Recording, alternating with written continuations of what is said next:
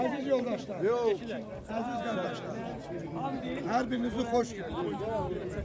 Bu yorgatlar bizim Azerbaycan'ın milli servetidir. Dedemizden, babamızdan bize kalan milli mirastır. Bugün de bunun inkişafında başından bugüne kadar, hele en balacamız Xəlloya kadar əziyyəti olanların her birine teşekkürümüzü bildiririk. Bugünlerde bizim yarışın dövlət seviyesinde keçirilməsində əməyi olan kardeşler sağ olsun. Azerbaycan Atçılıq Federasiyası'nın prezidenti General Patron Cənab Elçin Güliyev'e teşekkürümüzü bildiririk.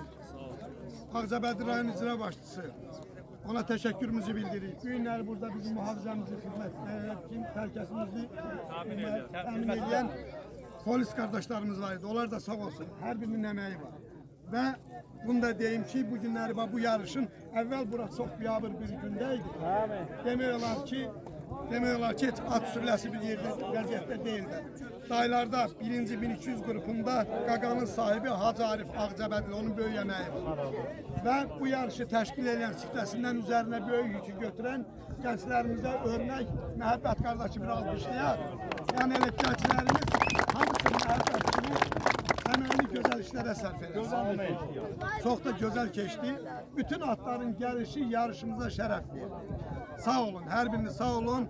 Bu Yorgatlar üzrə regional kubokun başatın sahibi, başatı və sahibi Xəlilo. Səni təbrik edirəm. Əvvəlcədən yazdırmaq istəyirdim, sonra dedim ki, səni təbrik edirəm. Sənindir. Federasyon.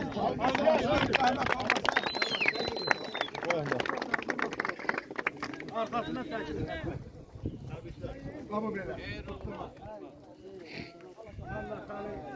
Kardeş oğlu tebrik ederim. Bunların bol olsun. İnşallah devamlı olsun.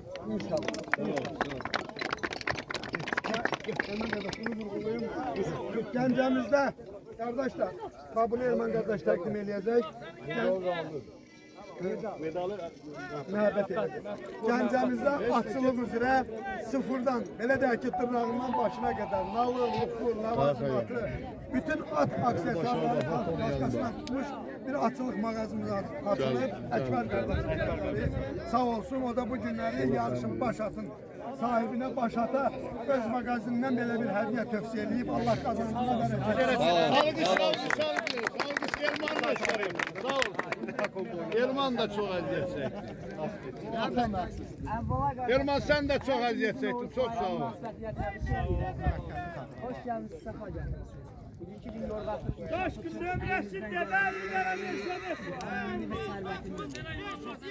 bugünkü Ağcabədi meydanının başatı haqqı təbrik edirəm. Bir gənc sapar kimi həqiqətən sənin əziyyətin yorgatlarda çox güzeldir. Maşallah. Əhsən.